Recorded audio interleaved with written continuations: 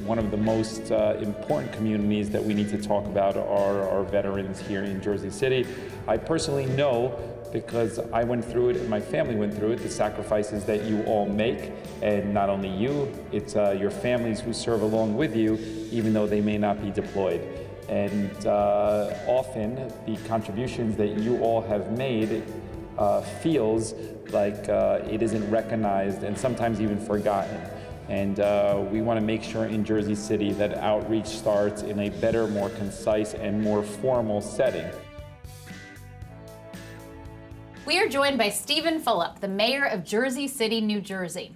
Now, in his former life, Fulop had a lucrative investment banking career at Goldman Sachs. He left it behind after the September 11th terrorist attacks to join the U.S. Marine Corps, where he served in Baghdad in an engineer support battalion. His unit received the Overseas Service Ribbon and the Presidential Unit Citation. Thanks so much for joining us. Thanks for having me. Thanks to be here. So, what an incredible story. What made you leave investment banking to join the service? So, I'm first-generation American. My family immigrated here, and I think when I look back at my family's background, I would probably say that military service I viewed as a partial payment for citizenship. And so when I looked at my life after 9/11, working in Lower Manhattan, I thought that I was at the right place, right time to do something more substantive, and thus service.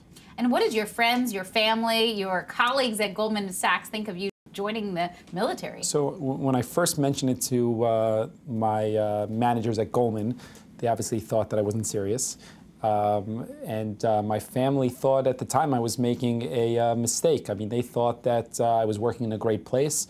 I had a great opportunity in front of me, and they didn't understand why I'd want to kind of throw it away, so to speak, from their standpoint, to enlist. But in hindsight, it was probably one of the best decisions of my life. Tell us about your experience in the military. So, you know, when you think about Goldman Sachs to the Marine Corps, it's night and day, so to speak.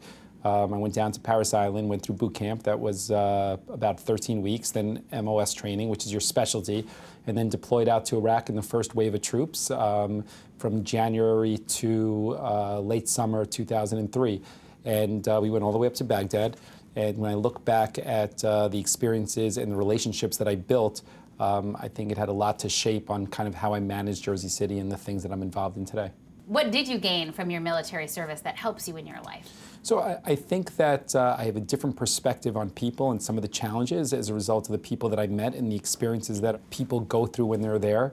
I think I have a different appreciation for what we have here in this country. I always understood it. And now you do work to help other military service members. So we are working on a couple fronts. We've done tremendous outreach to get people involved in police and fire. That's first and foremost, giving them better access to getting on the job. We worked with our building trades on a program called Helmets to Hard Hats, which is something where they have an opportunity to get hired directly onto the construction jobs and get trained for careers long term. We're working with the VA as it relates to medical care and having our local hospitals access to different VA type of programs to give people access in their local community to veteran health care. And then our goal is to be the first in the country to eradicate veteran homelessness, and we're working through our housing authority on that. And how are you working to do that? Yeah, so it's actually an initiative from the White House, and when you look at the problem across the entire country, it is really manageable because you're talking about not millions of people, not hundreds of thousands of people, you're talking about tens of thousands of people. So they're not unmanageable numbers. So if you make a concerted effort from a city standpoint to find housing, transitional housing, to build it, to do outreach to the veterans, it's a solvable problem. So Jersey City is fortunate to have a tremendous amount of land that the city owns currently and a great deal of interest from private developers. So working with HUD, veteran organizations and the private sector, we're in the process right now of constructing in 2 locations housing that will ultimately be affordable, low-income housing for veterans.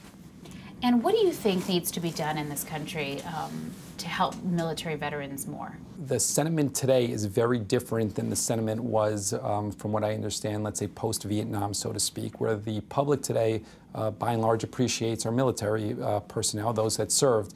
I think there are a lot of programs that are offered for families of military people and those that serve. Sometimes there's a disconnect on awareness of those. So it's really about outreach and making sure that whether it's units, reserve units, or whether it's the families coming back, that they have an awareness of all those different programs that exist. What can you teach people about why it's helpful to hire military veterans? Well, look, I try to hire military people not only from a sense of service, but I know what I'm getting as it relates to discipline and commitment. So if you look at the people who are closest to me, I tend to hire a lot of military personnel because there's a trust, there's an experience factor that I know that they've been through, which is important to me. And you know, any employer that asks, I generally tell them that if you have the opportunity to hire a veteran, it's not only something great to do from a country standpoint, but you will get tremendous value for your company because of the discipline that they have. So what advice would you give to service members transitioning out of the military? There's so many of them coming home over the next few years looking for jobs. What would you tell them? I would tell them that not to overlook City Hall as a resource, that there are in every major city departments of veteran affairs, and they do the best job that they can to aggregate all the information. And what you find often is that people overlook that. And so if there was one thing I'd urge veterans coming home, is to not overlook City Hall. Thank you, Steve Fulop, the mayor of Jersey City, for joining us on Hiring America. Thanks for having me.